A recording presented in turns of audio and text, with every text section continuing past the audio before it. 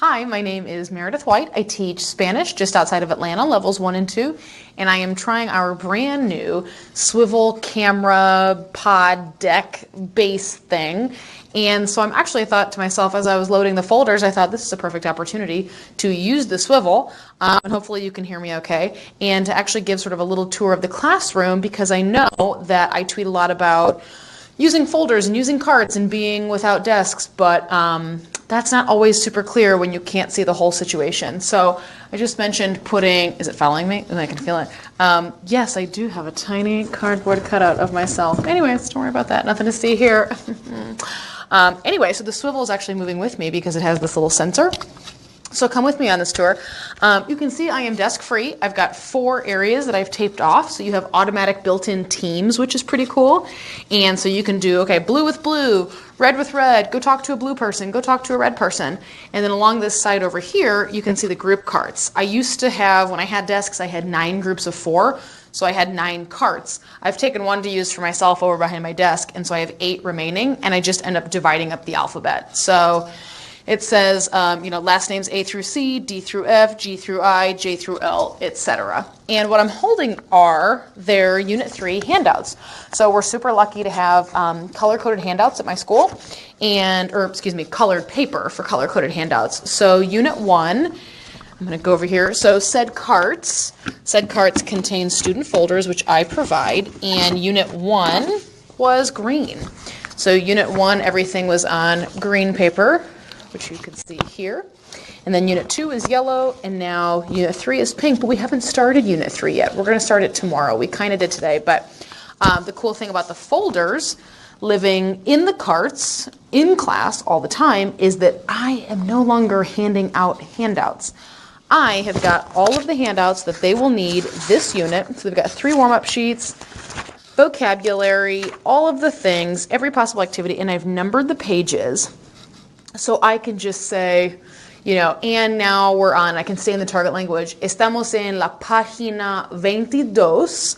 And so they're like, oh, okay, page 22. And we're going to do a quick little reading. Or, whatever it is that I've already got planned, obviously, and copied. That's the best part.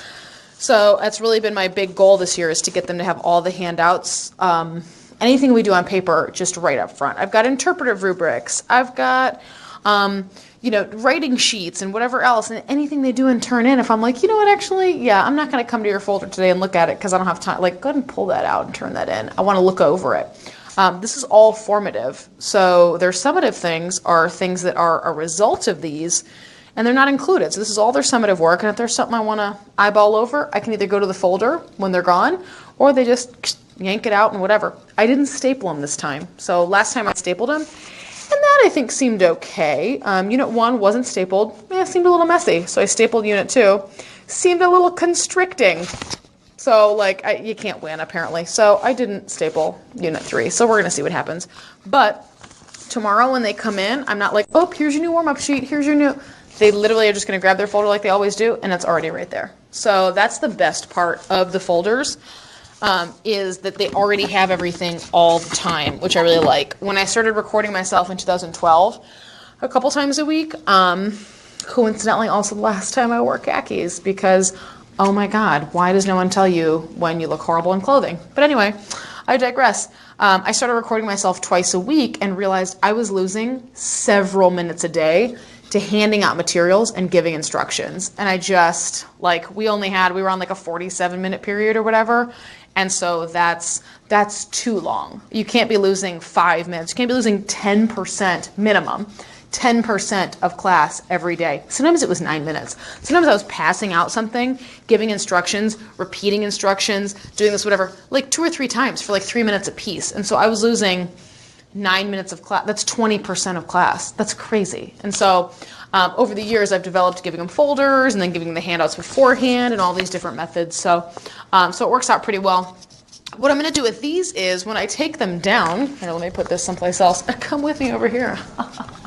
It's like a tour. I'll make sure I don't screw this up. There we go. Okay. What I'm going to do is basically all the chairs have numbers, which you can see. Oop, come back. And we're back. Have numbers. So there's 7, has it on the front and the back. And these guys all fit, and they do 2 rows. Oopsie, probably just whacked the microphone. So sorry, that was probably super loud. They are 2 rows of 4. Now the other thing I can do is do 3 rows of 3 facing that way, and so now they're facing each other. Or I can do 2 rows of 4 facing front, which that's kind of my preference, but it is what it is. And I do keep them numbered, and the numbers do match the roster. So especially when we're doing like input or taking an assessment, they know I like them in their assigned seat with the roster number, etc. It's really great at the beginning of the year when you're taking attendance, but after you know them, I feel like you really have to have a reason for a seat chart, if not just to curb, behavior alone. I think that's fine. I don't think we as teachers need to be afraid of saying no to a thing. Like, no, you can't sit with your friends, because I know when I sit with my friends at a faculty meeting, I'm not paying attention. So, yeah, so the chairs are all numbered from the back and from the front. The other cool part is when I take something up, if I put their number on it, if I quick alphabetize them or have a student alphabetize them, and then as I'm grading or whatever, and I want to give them back, a student can pass them back without having to know everybody. Usually they do. Like, usually you pick a kid to pass back who knows everybody. But if they don't, they're numbered, and they can just really discreetly look on the back of the chair and then be like, oh, Meredith, and hand it to them, and it's really nice, especially at the beginning of the year. So when you're taking attendance and you're making super duper sure that everything's accurate. So anyway, it's pretty cool. And so we're lucky to have the space that we do, and lucky to be able to experiment with different seating things, and it's pretty cool. So I recommend it. Hopefully that answers some cart questions as well, some folder questions. Again, 1 drawer per class by alphabet, and they work pretty well. So it's pretty cool. It's a collection of all of their work from the class in general. So cool. Thanks for letting me try out the Swivl.